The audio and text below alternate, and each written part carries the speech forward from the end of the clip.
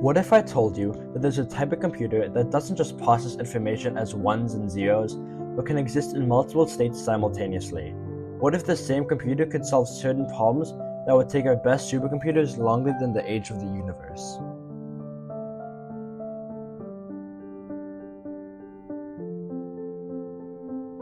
Here, we're going to explore one of the most fascinating and mind-bending fields in modern science, quantum computing. If you ever wondered how quantum mechanics could revolutionize the way we process information, you're in the right place. Over the upcoming videos, we'll build an intuitive understanding of how quantum computers actually work, why they're not just faster classical computers, and what problems they might solve that could change our world. Let's start with the fundamental difference. Classical computers process information using bits. Each bit is definitively either a 0 or a 1. But quantum computers use quantum bits, or qubits, and here's where things get weird. A qubit can exist in what's called a superposition, essentially being both 0 and 1 simultaneously, with different probabilities for each state. Now you might think, okay, so instead of 2 possible states, we have infinitely many. That's an improvement, but not revolutionary. But the real magic happens when we have multiple qubits together. 2 classical bits can be in exactly one of 4 states at any given time. But 2 qubits in superposition can represent all 4 states simultaneously. 3 qubits can represent all 8 states at once. The pattern continues exponentially.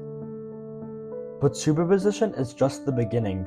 Quantum computers also harness something Einstein famously called spooky action at a distance, quantum entanglement. When qubits become entangled, measuring one instantly affects the state of the other, no matter how far apart they are. This isn't just philosophically interesting, it's computationally powerful. Entangled qubits can process information in ways that have no classical equivalent. The combination of superposition and entanglement allows quantum computers to explore multiple solution paths simultaneously, finding answers through quantum interference rather than brute force searching. Now, here's a crucial point that often gets misunderstood. Quantum computers aren't just faster versions of classical computers. They're fundamentally different tools that excel at specific types of problems. For most everyday computing tasks, quantum computers would be no better than your smartphone. But for certain specific problems, take factoring large numbers, the foundation of current internet security, the best classical algorithms would take longer than the age of the universe to crack modern encryption. Or consider simulating quantum systems themselves, like understanding how proteins fold, or designing new materials at the atomic level. These are problems where quantum computers don't just offer speed up, they offer solutions that are practically impossible classically. But we're still in the early days.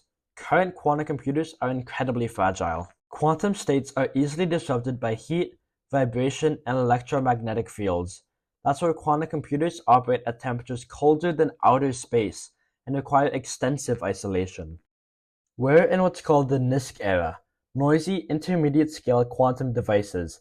These machines can demonstrate quantum advantage for specific problems, but they're not yet ready to revolutionize computing broadly. To build more stable, larger quantum systems. Quantum computing represents a fundamental shift in how we process information, and we're living through the early stages of this revolution. I hope you're ready to explore this quantum world.